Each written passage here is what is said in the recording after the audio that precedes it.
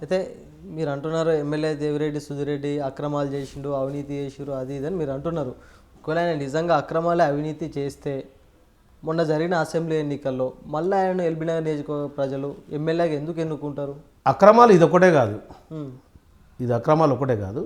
గతంలో 2004 సుధీర్ రెడ్డి కాదు, ఇప్పుడు డబ్బుతో కూడుకున్న సుధీర్ రెడ్డి. డబ్బులు ఎట్లా సంపాదించాలా, ఎట్లా కొల్లగొట్టాలా, ఎట్లా ఇంకెక్కేసుకోవాలా, ఆ సుధీర్ రెడ్డి కాబట్టి.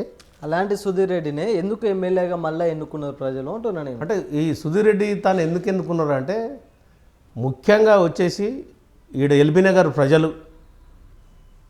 వివిధ జిల్లాలకు వెళ్ళి వచ్చిన ప్రజలు, ఇక్కడ ఉమ్, వివిధ జిల్లాలకు వెళ్ళి వచ్చి ప్రతి కులం కావచ్చు, ప్రతి ఓటర్ కావచ్చు, ఇక్కడ నివసించే ఈ ఎల్బీనగర్లో ఏమున్నదంటే, ప్రధానంగా ఏముందంటే, మా కాంగ్రెస్ అభ్యర్థి వచ్చేసి ఆయన ఒక 25 రోజులు లేట్ కావడం, సుధీర్ రెడ్డి చేతిలో పెట్టడం. సుధీర్ రెడ్డికి ఓటు ఎట్లా వేసిరంటే, సుధీర్ రెడ్డి సుదీర్ఘంగా 4 పర్యాయాలలో 3 పర్యాయాలు ఎమ్మెల్యేగా గెలిచిండు.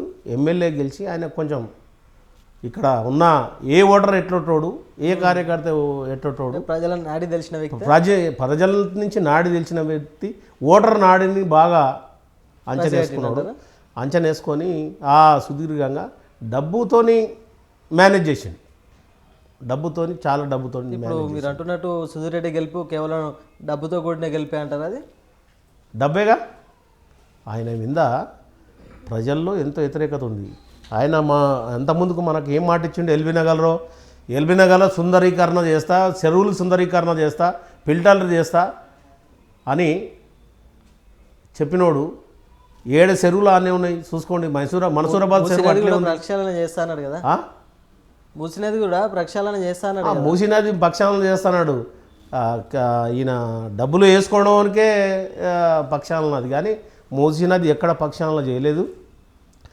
దానికి ఒక కేసీఆర్ కార్పొరేషన్ పుట్టించి కేసీఆర్ ఈయన కలిసి, కేసీఆర్ అంటే తప్పు కానీ కేటీఆర్ ఈయన సుధీర్ రెడ్డి కలిసి అపనంగా కార్పొరేషన్ డబ్బులన్నీ దాచేసుకున్నారు, కుల్లగొట్టేసారు. ప్రజాస్వామ్యం అంతా కుల్లగొట్టేసారు.